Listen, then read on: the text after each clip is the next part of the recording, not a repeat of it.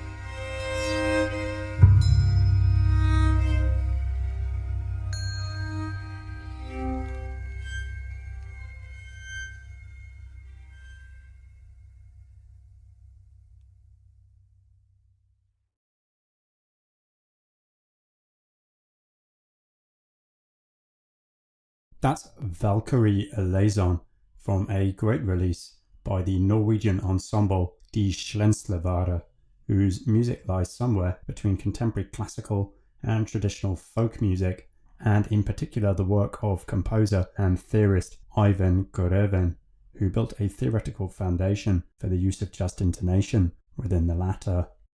That focus on working with alternative tunings, then, seems in a sense to act as a bridge between the two worlds, with its echoes of Norwegian fiddling, singing, and zither traditions on the one hand, and on the other, the microtonal music of composers like Julian Carrillo, Schelsey, Xenakis, and so on. I'd be very interested to know how the music came together. Was it part improvised, or did it use indeterminate or graphic scoring, for example? In any case, the pieces don't take the form of traditional Norwegian tunes or short songs, but rather something existing in a playful third space between folk sources and fixed composition. It's an album that's full of brilliant little details, each string inflection, ornament, and pitch slide sitting alongside percussion that gives it a skittery, restless energy, and all contributing to an ambience seemingly carved out from the ages. Die Schlenslavare are Ole Henrik Moe, trumpet, banjo, hardanger fiddle, and double bass, Kari Runeklev, resonator and hardanger fiddle, Tore Shedrem, prepared piano, Laura Marie Ruslaten, handbells and desk bells, Anna Hitte, resonator and hardanger fiddle, Rasmus Kjorstad, resonator and hardanger fiddle, If Moe, banjo and beer cans, Helga Mør, resonator and hardanger fiddle, and Marianne Termesgaard, resonator and hardanger fiddle. The album Schlenseverulf was released on Motvind Records in 2022.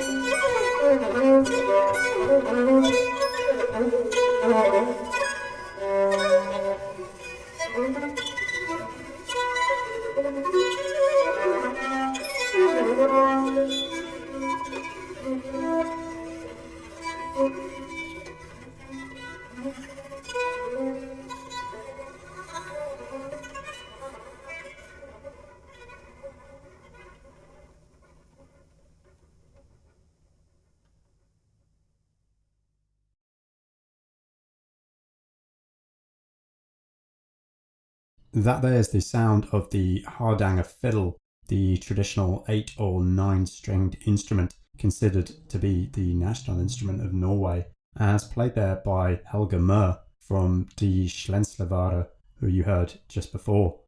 The piece is called Glummedag og Stund, Forgetting the Day and Time, and it's taken from her debut release, Natten Vela Segurt, The Night Unfolds, that showcases both her fiddle playing and her voice. Quite a few of the pieces are songs in the tradition of her native valley in Hallingdal, as learnt from her mother, Gunlag Møhr. Singing whilst playing fiddle, no mean feat for sure, is a troubadour tradition that dates back to the 19th century, at least. It's those extra strings compared to a regular violin, I think, that allow for so much additional potential in terms of double stopping, allowing for different musical parts, or voices if you like, to be weaved together in these knotty, complex textures.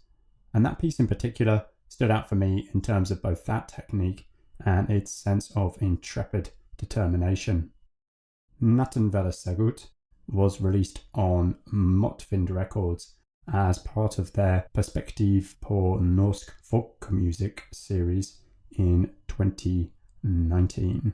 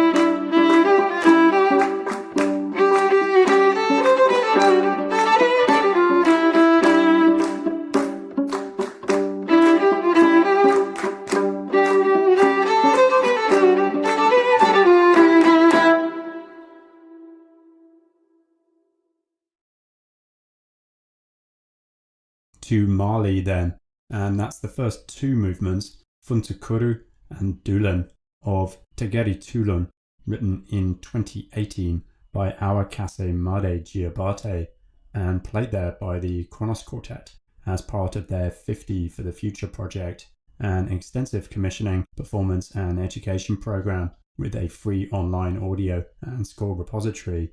It has the aim of providing resources for training the next generation of professional string quartets. She's the daughter of the renowned Kase Madi Giabate, and they're from a family of distinguished Mande griots, griots being West African musical storytellers, singers, and all-round oral historians. Griot, that's Griot music, encompasses some of West Africa's most sublime music. Tegeri Tulun is based on the hand-clapping songs of Awakase Made Giabate's childhood, key formative experiences for her, and a tradition which is gradually dying out as Western media such as phones and TVs reach more communities across the continent. Performed exclusively by girls outdoors in a circle, these songs are normally short, consisting of one or two phrases repeated in call and response, and often involving counting, each with its own dance. The girls often make them up spontaneously, using the rhythms of language to generate musical rhythm, with playful movements, some individual and some coordinated by the whole circle. The lyrics, meanwhile, are humorous and sometimes poignant, and they're built around counting, as is typical of the Tegeri Tulun tradition. They deal with a range of social issues for women and girls, including familial relationships and the downsides as well as the upsides of marriage. The first movement, Funtukuru, was inspired by a trip to film hand-clapping songs in the village of the same name, which is located deep in the rolling savannah of western Mali. It's about a tall girl called Marama who loves dancing so much that she falls into a well, but then somehow climbs out and manages to carry on dancing. The Kronos commentary mentions that this is Hawa's playful reflection on the joy of hand-clapping songs. It is her way of encouraging girls not to be put off by the stern gaze of male elders. On a musical level, I find the arrangement for string quartet and the performance a little light perhaps, a little polite, but the strength of the melodies really come through. There's something about a tune that manages to be so simple and yet so clear. The one in the first movement is more or less just a descending major scale, split into two phrases. It's really a form of saying something unique and meaningful with the fewest possible words that I find really powerful. The Kronos Quartet are David Harrington and John Sherber, violin, Hank Dutt, viola, and Paul Wianco, cello. And you can hear that recording on their 50 for the Future website and on their Bandcamp. It was published in 2020.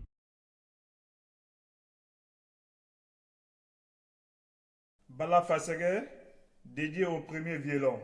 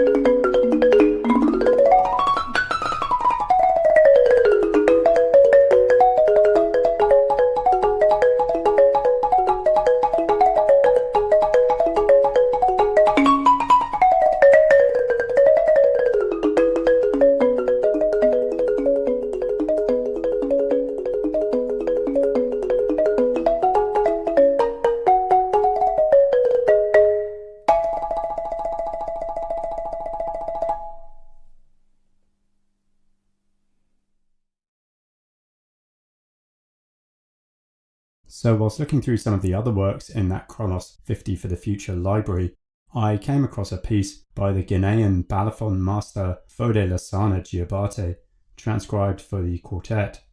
Nice enough, I thought, but when I clicked through a bit further, I noticed that Kronos had also published his original balafon demos from which the score was transcribed.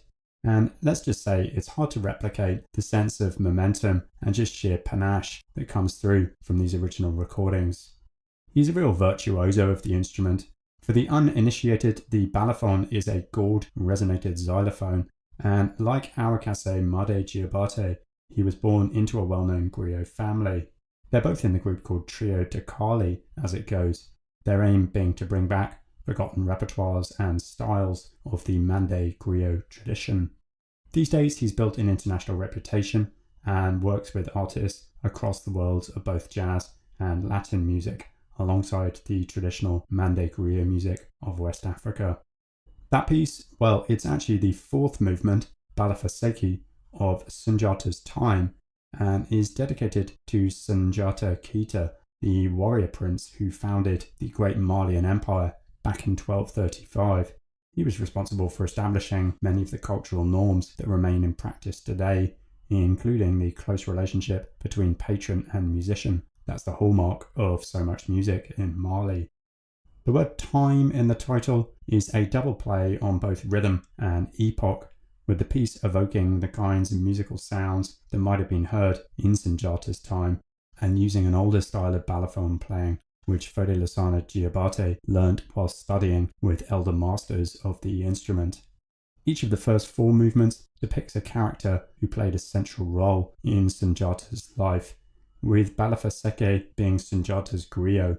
His instrument was indeed the balafon. He was, of course, a master virtuoso, and so it continues. You can hear those demos via the Kronos Quartet 50 for the Future website and Bandcamp, and they were published in 2020.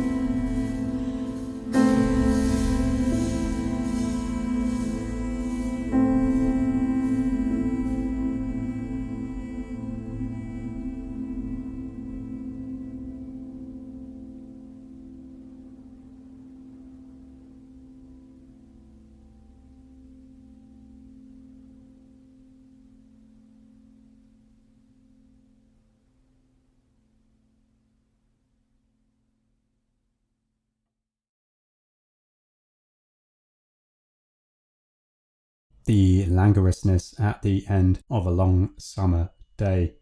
That was, and the higher leaves of the trees seemed to shimmer in the last of the sunlight's lingering touch of them, written for chamber ensemble, tactile transducers on prepared bass drums and electronics in 2022 by Edmonton, Alberta native Emily Cecilia Labelle, currently based in Toronto, I think.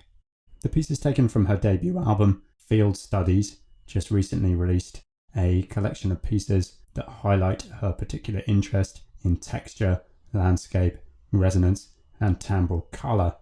And in that piece, you can hear the variety of hues that come from combining the instruments in different ways with all their resultant overtones. Most of it is quiet, but there is dynamic range and narrative directionality, as you heard just there.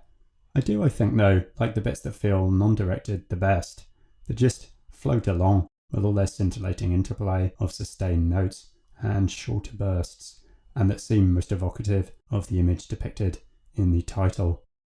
It was performed by the Alberta-based ensemble Ultraviolet. They are Chenoa Anderson, flute, Alison Balaktis, baritone saxophone, Roger Admiral, piano, and Mark Seger, percussion. The album, Field Studies, was released on Redshift Records earlier this year.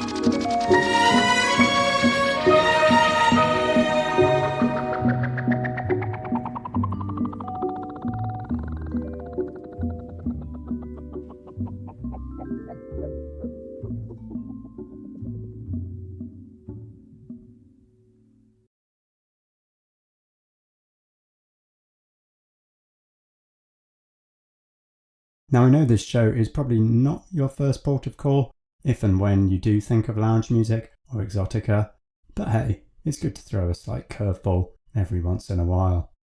That piece, redolent of the father of exotica, Martin Denny, the postmodern heydays of John Zorn and Christian Markley, and Luke Vibert's retro sample drenched electro. It was called Starry Night by Norwegian composer Øyvind Tovand, and it's taken from his The Exotica album, released back in 2019. Commissioned by Bergen's Bit 20 Ensemble, it's a knowing homage of sorts to the post-war era of lounge and exotica, with its heavily romanticized vision of the South Pacific. He said, the piece grew out of a wish to do something in the exotica genre and link it to early electronic modernism.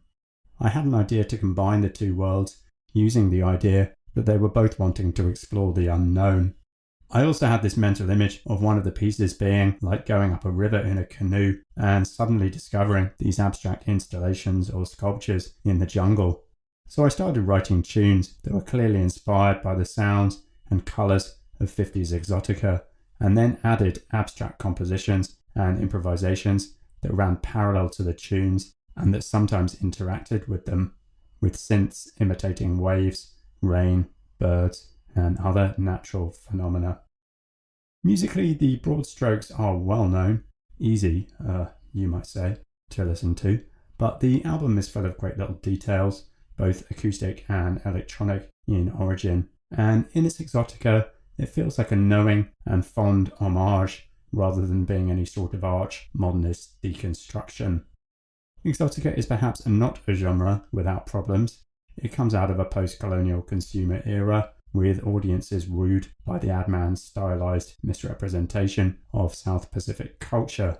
But in its defense, it was sonically original, and it's hard to accuse it for that reason of appropriation per se. And it wasn't all just PR for white America. Sun Ra in particular was a big advocate of the genre, and I think that speaks to its sense of exploration, its pushing out there, coupled ironically, at least for me, with its accessibility. Here's one more off the album.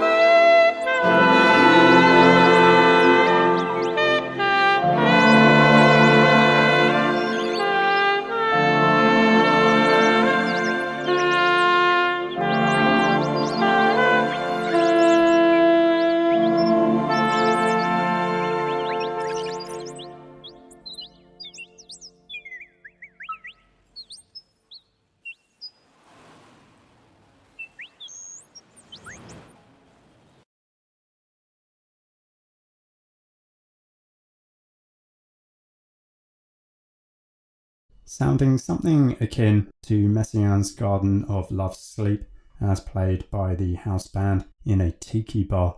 That was Wind Up Paradise Birds by Oyvind Torvund.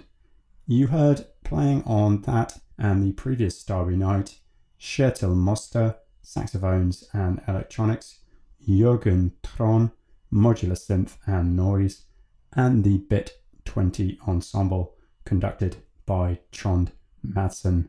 The album, the Exotica album, was released on Hubro in 2019.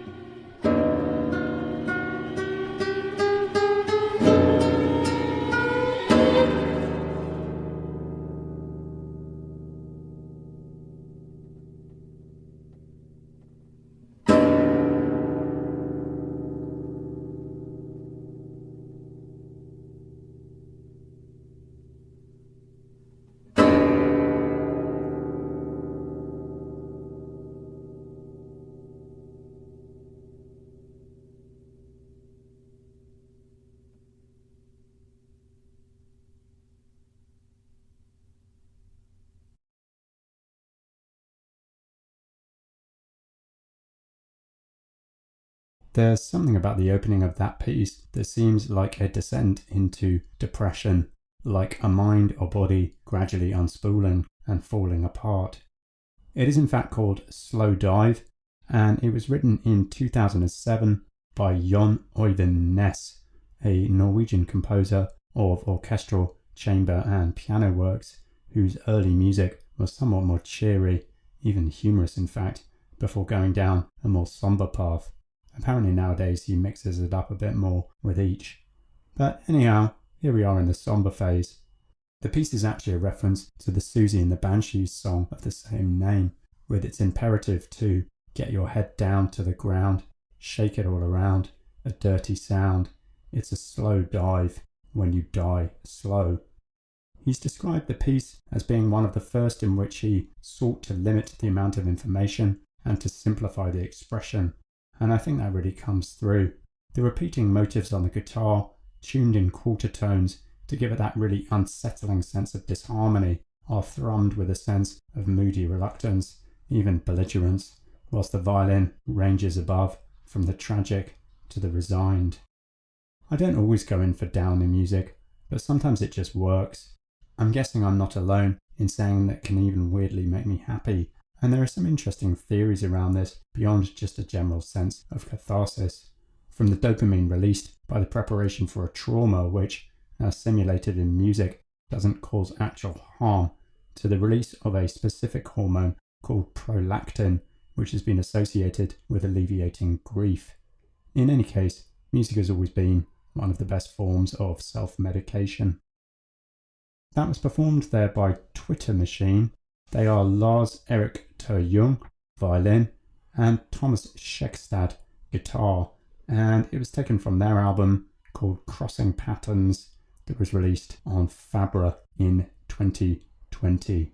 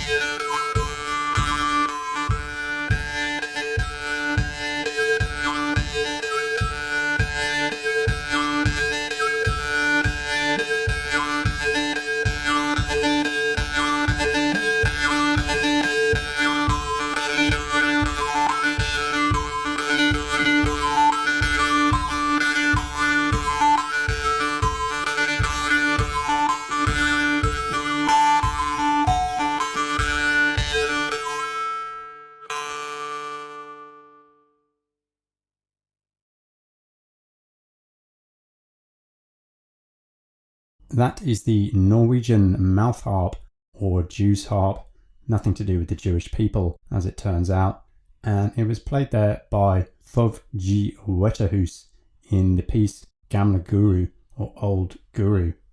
It's an instrument with a flexible metal tongue attached to a frame that's held against the teeth, and by hitting the tongue, the subsequent vibrations it sets off in the mouth make the mouth effectively function as a resonant box. Facial adjustments then bring out different harmonics on top of the fundamental tone hit by the tongue. It's got a long tradition in Norway, dating back to medieval times, but it was in the mid-19th century that it really took off when a religious awakening swept through the mountains and valleys. Much of the traditional music had been played on the Hardanger fiddle that you heard earlier, but in this new religious context, the fiddle was considered a devil's instrument. The solution, it seemed, was the mouth harp, with its practitioners continuing to perform and preserve many of the old fiddle tunes that would otherwise have been lost to history. Come the folk music revival of the 70s, and there came a new interest in the old tunes, with fiddlers turning to mouth harpists to learn them. So the instrument has played a great role in preserving Norway's folk music heritage.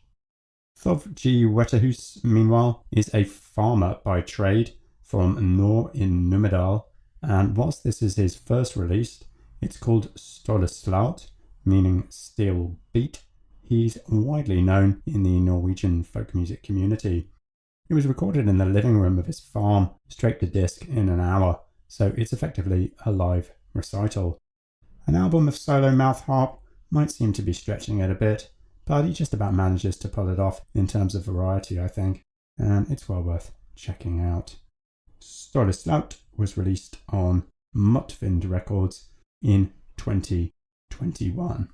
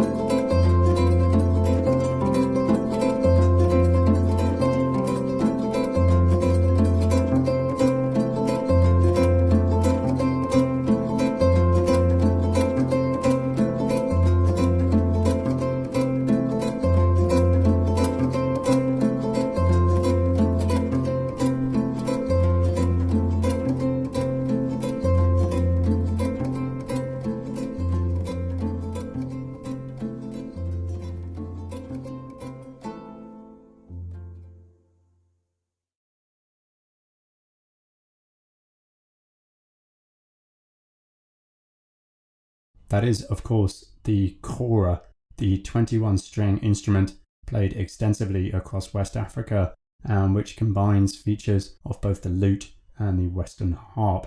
And it's not a competition, but it surely must be one of the world's most magnificent instruments, no?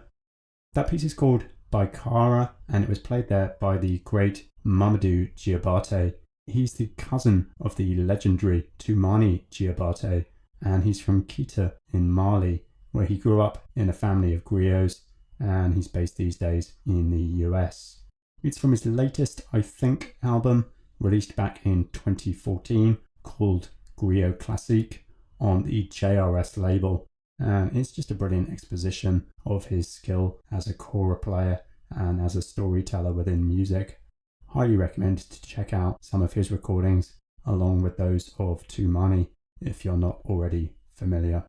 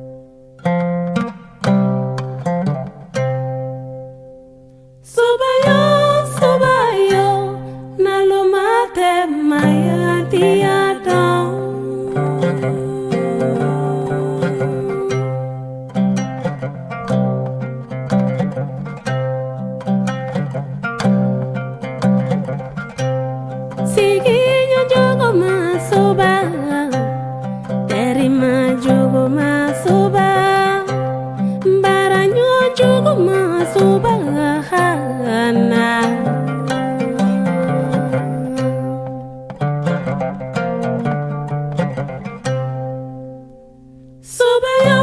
soba yo nalomate maya diado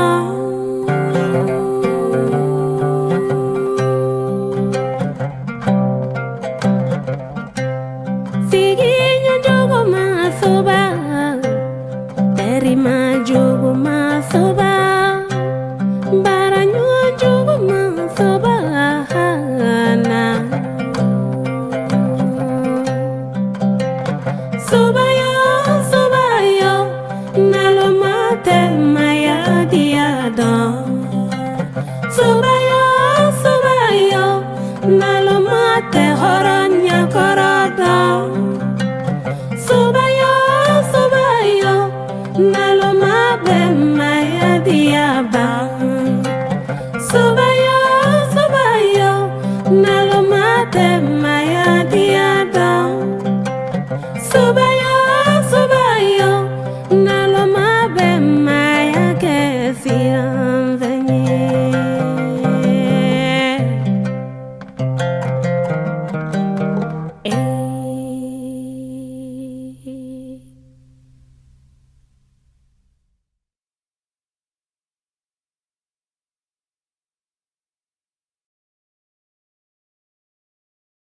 From Kolokani in the northwestern part of Mali's Kurikuri region, that's the brilliant Rokia Traore singing Suba from her second album Juanita, released back in 1999. She put out a further 4 albums up to 2016, after which time she became involved in a long and complex custody battle with the Belgian father of her daughter that resulted in her serving time in prison in Paris in an affair that has invoked accusations of both racism and misogyny. She became something of a cause célèbre, with musicians including Salif Keita, Youssou N'Dour and Damon Albarn publicly calling for her release. Anyhow, backing up a bit, she's a guitarist as well as a singer-songwriter, a rare thing for a female in Africa, and she's worked with both traditional instruments such as balafon, ngoni and kora, as well as acoustic guitar and electric bass, all of which you can hear on this album, which she both wrote and arranged. It's a great listen in that it's a subtle fusing of elements without feeling like a dilution and without being cluttered with overproduction, as can be the case with such projects that used to clumsily go under the title of world music. Her lyrics, meanwhile, are often markedly progressive, dealing as they do with the rights of women in a patriarchal society, and she's become representative of a new generation of professional women in Africa for whom she's become something of a figurehead. She said, "My roots are deeply anchored in the Mandingo culture, yet I wasn't immersed in Malian music at the source, having spent most of my childhood outside Mali. On top of that, as a noble Bambara, not belonging to a griot caste, prevented me from learning and interpreting traditional griot songs. I started learning about music. I was not supposed to do so and was criticized within my social environment. It was therefore more natural for me and less controversial to take up playing the guitar, writing texts in French and English. To exist as an artist, I had to take a great creative detour in the practice of a musical style that I invented for myself, taking advantage of any breach or small window of tolerance that celebrated modernity within Mali's highly traditionalist society. For years, my goal was, and still is, to expand the scope of freedom from my artistic work." You heard there Rokia Traore, vocals, Coco Mbassi, backing vocals, and Andrea Koyati playing the ngoni bar or lute. And the album Juanita was released on Indigo in 1999.